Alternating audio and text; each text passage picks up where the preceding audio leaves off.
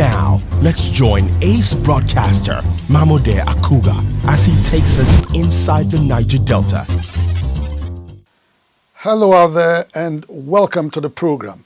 It's Inside the Niger Delta, the authentic voice of Nigeria's oil-rich region. I am Mamode Akuga. A disturbing scenario was recorded recently in the Niger Delta, precisely on the 6th of January this year, when a new militant group known as the Koluama 7 Brothers bombed a corn oil pipeline in southern Ijaw local government area of Bayelsa State. The group, while claiming responsibility for the attack shortly after it was launched, said it was to draw attention to the exclusion of the host community from the benefits of crude oil exploration in the area. Following in quick succession was a non-violent protest against an alleged plan to relocate the head office of the Nigerian Gas Processing and Transportation Company from Warri in Delta State to Lagos, southwest Nigeria. Following the sudden commotion caused by both incidents taking place in the first week of the new year, some Niger Deltans are beginning to wonder if the dark days of restiveness are back in the region. Well, our first issue on the program takes a look at the basis for youth restiveness in the Niger Delta and how to drastically reduce tension in the region. And moving on, we will furnish you with details of a debate on restructuring during a book launch attended by Bayelsa State Governor Henry Seriake Dickson. And finally on the program today is a report on a recent meeting of Ijaw traditional rulers in Yenagoa, the Bayelsa State capital, where restructuring was also a topical issue. Inside the Niger Delta, we'll be back after this time out. Don't go away. Inside the Niger Delta. Welcome back. It's Inside the Niger Delta, the authentic voice of Nigeria's oil-rich region. The year 2019 appears to have begun on a not too palatable note in the Niger Delta, following agitations for economic inclusion by youths in the region. How can the enormous gas resources in the Niger Delta be utilized to generate employment and create wealth in Nigeria's oil-rich region is the thrust of this report. Freedom come by struggle. Freedom come by struggle, by struggle. Freedom come. Angry youths of the Niger Delta besieged the head office of the Nigerian Gas Processing and Transportation Company in Warri following its planned relocation to Lagos, southwest Nigeria. It is one of the few companies still operating in the oil city after many others pulled out in the wake of the Warri crisis several years ago. Having experienced an untold economic hardship occasioned by the exit of the oil companies over the years, residents of Warri recently decided to embrace peace and provide a conducive atmosphere for investors to operate. The protesting youths insist, therefore, that there is no justification to move the gas company out of Warri, Delta State. And this is one of the few companies that is still remaining in Delta. They said they want to also relocate their headquarters to Lagos on the premise that all their major industrial customers are in Lagos. We are saying that that decision is demonic and it's totally unacceptable to us. There is still a presidential directive that still subsists that all headquarters of all oil companies must relocate to Niger Delta. Why is it only in Nigeria that people want to flout, people want to disregard, people want to disparage directives of the presidency? The non-violent protest drew the attention of the Delta State Commissioner for Oil and Gas, Freeman Fregene, who assumed a mediatory role in the process. We have met, discussed in company of some of our representatives extensively, and the bottom line is this. I will just go straight to the point, that NGC or MGMC has no intention to relocate. Even when others were living problems and that, we never left this place for one day, and we are not in a hurry to leave this place. So please, all those information we are having, they are not correct. Cannot 100% rely on what they have said. So what we are going to do is to be vigilant in the days ahead to know whether it was a mere rumor, or they are just trying to be diplomatic in their response to us. The Warri protest was preceded by a violent attack on a crude oil facility by a militia group known as the Koluama 7 Brothers in southern Ijaw local government area on Bayelsa State on January 6 this year. The surprise attack, according to its masterminds, was carried out to remind Corn Oil, owners of the damaged pipeline, of its corporate social responsibility in southern Ijaw local government area, and also to accord them greater participation in the oil and gas industry. Coming after a period of relative calm in the Niger Delta, the recent pipeline blowout in Bayelsa State gives observers cause to worry about the efficacy of the Niger Delta peace deal initiated in 2009 by the late President Umaru Yar'Adua. As part of the peace deal, a presidential amnesty program was established to train and empower repentant militants under a disarmament, demobilization, and reintegration program. The implementation of the amnesty program under the administration of President Muhammadu Buhari has reduced attacks on pipelines, which peaked in 2016, leading to a substantial increase in daily crude oil production. Stemming the ugly tide of violence in the Niger Delta is considered a welcome development, but most Niger Deltans would want the federal government to provide a lasting solution to the oil fuel crisis by addressing the underlying issues of environmental degradation, acute unemployment, and widespread poverty in the region. Crude oil production in the last 6 decades, they say, has brought them more pain than gain, even as they look up to the federal government to change the current narrative in Nigeria's oil hub. Going by the current trends in the international market, gas has become an alternative to crude oil, with vast opportunities capable of transforming the Niger Delta socio-economic landscape. Conscious of this fact, the Nigerian government in September 2018 gazetted its gas master plan with the introduction of a new legislation known as the Flare Gas Prevention of Waste and Pollution Regulations of 2018. Among other objectives, the legal framework seeks to reduce the environmental and social impacts of gas flares, protect the environment, prevent waste of natural resources, and create social benefits for the communities. As provided in the regulations, the Nigerian Gas Flare Commercialization Program will also be implemented with the introduction of higher penalties for the flaring of greenhouse gases in the country. Nigeria's Minister of State for Petroleum Resources, Dr. Ibekachukwu, had further stated government's resolve to completely phase out gas flaring when he warned that all defaulting companies will have their operational licenses withdrawn as from 2019. These oil companies that flare gas that the Minister for Petroleum is talking about, who are they? Are they not the same companies in which the federal government has 60% stake? So if they have 60% stake in them, is he talking to himself or talking to some external people? These are people whom through an NPC he controls, and yet he is giving them a deadline which he knows they will not obey. He's not the first to do that. When acts of the National Assembly have not been able to stop them from flaring gas, his pronouncement cannot change anything on ground. It's not just giving order. Giving order is a little bit short-sighted, and maybe it serves only the media and the public who may not be well informed to take them seriously. But the oil companies will not budge at all. As the Trinidad and Tobago gas model suggests, the problem with gas management in Nigeria is attributable to its underutilization.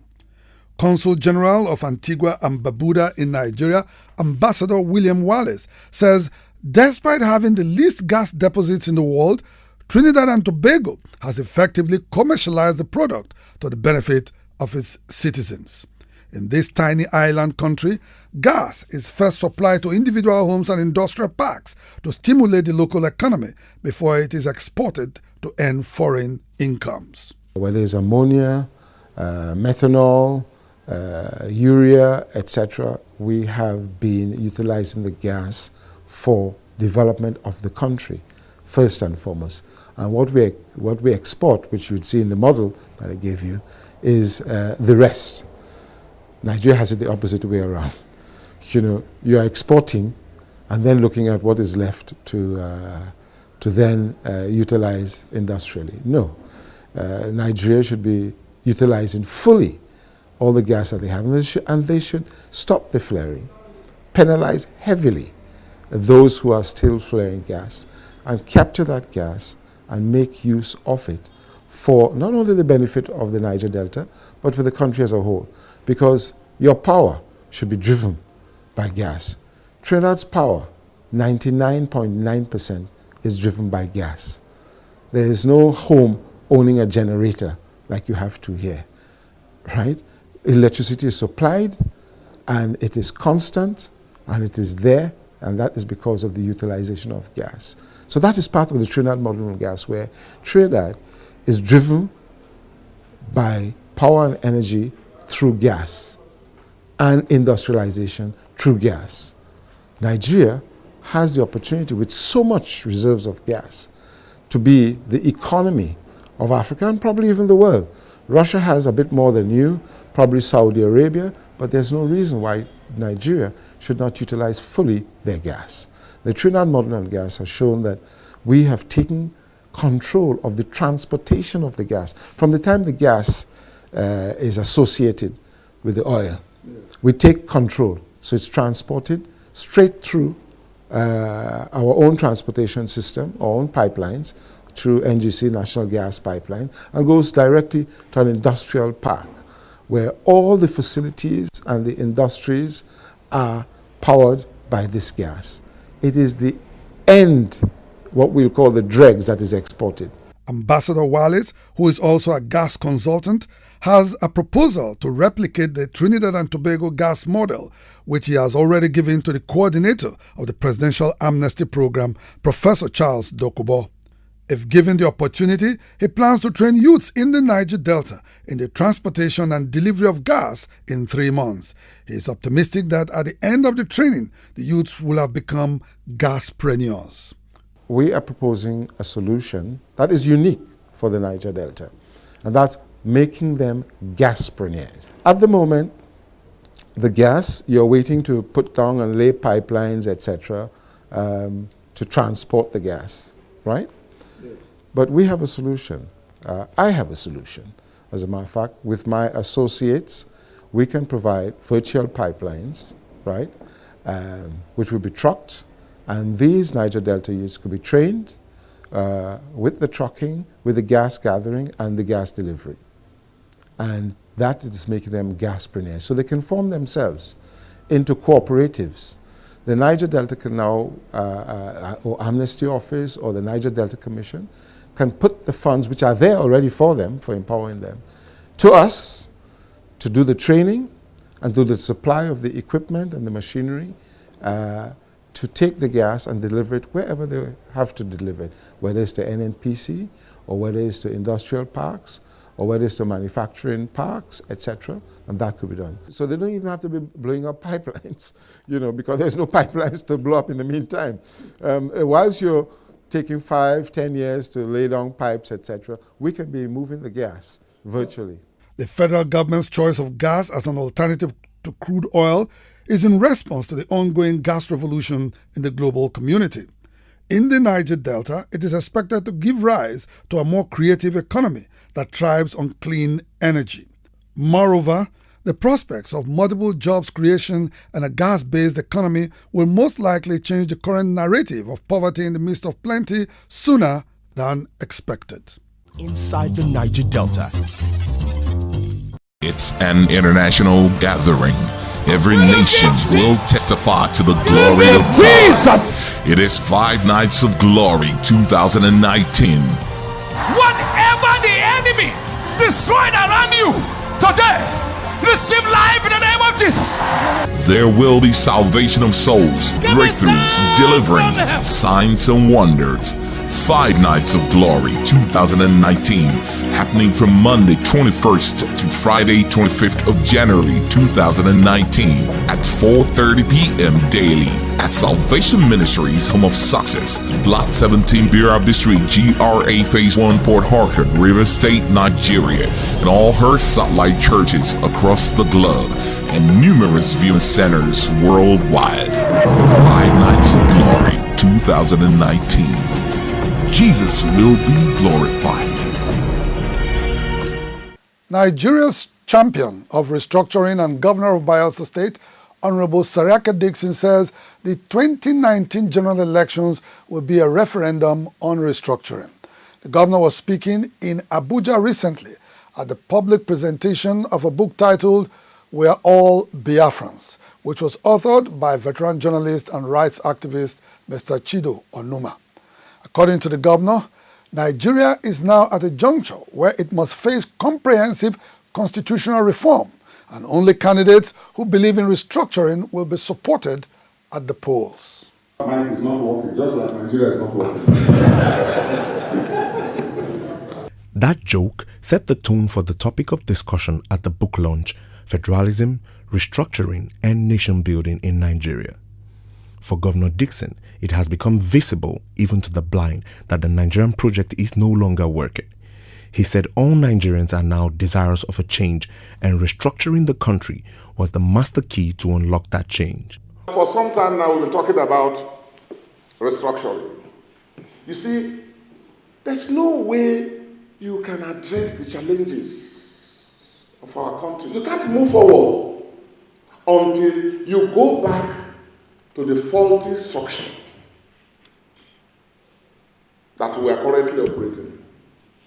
So again, I want to use this opportunity to call for leadership responsibility by the President of the Federal Republic. He's got to use the power and influence and authority of that office to mobilize our country to do the restructuring that is possible. Governor Dickson pointed out that several facets of Nigeria's current national structure needed tinkering to make them function better for our people. So why don't we, for example, tinker with the idea of having policing organized at regional levels? We already have a 6 geopolitical zonal informal system. Or take the judiciary. Why should a land dispute about an ancestral land in my village or a chieftaincy matter in my village find its way to the Supreme Court of Nigeria? It doesn't make sense. On the issue of resource control, Honorable Seriake Dickson, governor of the oil-rich Bayelsa State in the Niger Delta, said there was nothing wrong with the concept. He said restructuring does not translate to the inability of states to pay salaries, as all states in Nigeria are richly endowed with different mineral resources. When people like us talk about restructuring, the next thing that comes to mind of some people is, oh, they want to control their oil and gas resources. And why not? Why not? There's no harm in that. No harm in that. Every state in this country has enough resources to live on. That is how blessed this country is. If you know the amount of gold, uranium deposits, and other precious mineral deposits in some states that you think are not economically viable, you will be shocked. Since the resurgence of restructuring as a panacea to Nigeria's national question, many have expressed reservations about it being the solution to the Nigerian problem, as restructuring itself means different things to different people. Several civil society leaders who attended the book launch expressed their worries and fears about restructuring the Nigerian Federation. All the old restructuring talk, what is very important is that who is included. Who is determining what and what should actually be restructured? Is it just some few erudite scholars, government officials, or politicians who are actually leading this discourse? And has there really been a debate on what this restructuring will entail? And importantly, will this restructuring guarantee a better leadership? In Nigeria, conversations around restructuring borders around what the federal structure, what should constitute our federal structure. Yes, we know federal structure is basically around the center and the component unit. So what should constitute the component unit? I think there is a strong belief amongst Nigerians. For me, that's one major historical consistency I have seen about this country, the belief in the federal system. While enjoining all Nigerians and indeed different levels of government to embrace restructuring, Governor Dickson said governors across party lines were already showing support for restructuring. I have seen sincere support for most of the elements, key elements of restructuring in a number of governors. And this is not limited to people from one zone of this country or the other. If and when Nigeria decides to restructure, there are some things that the civil society leaders say they would want to see in a restructured Nigeria.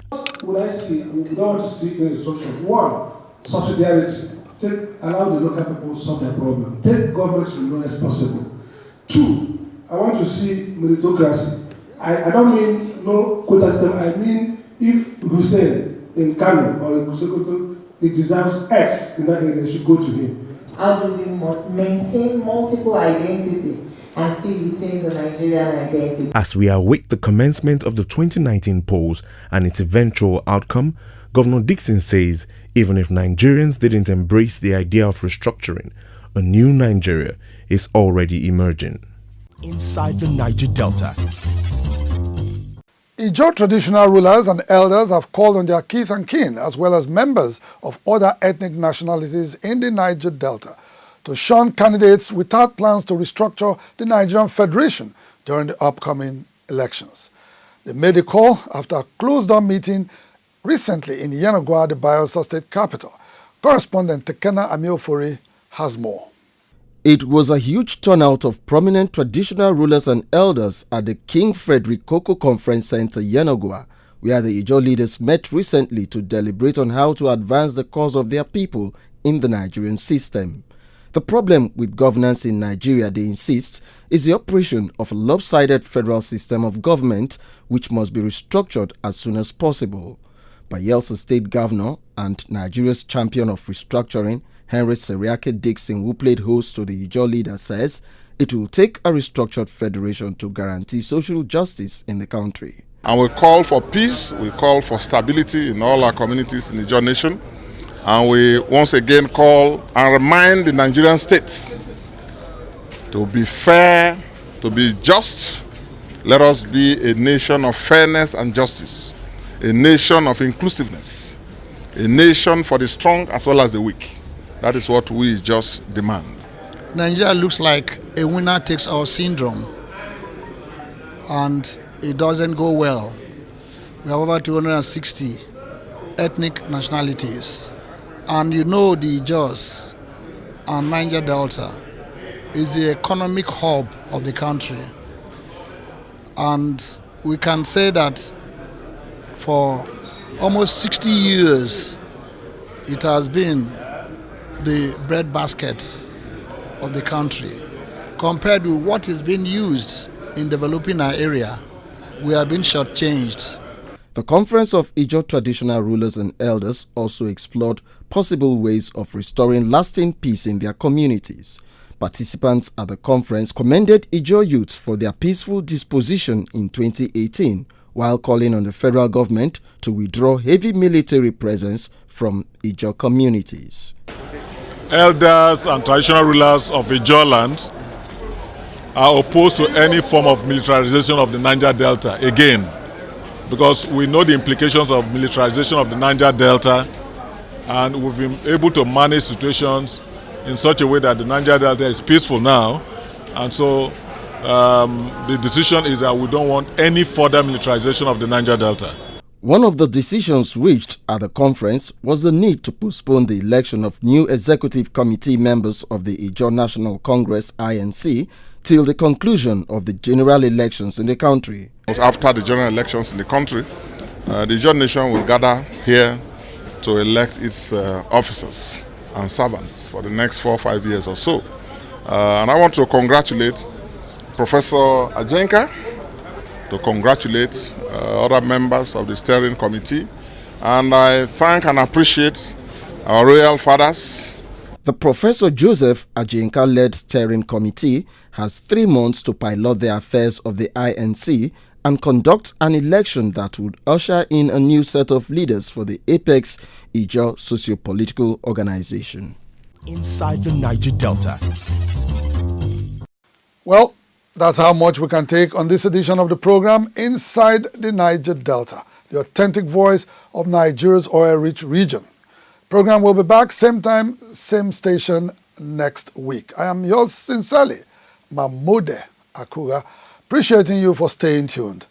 Bye for now.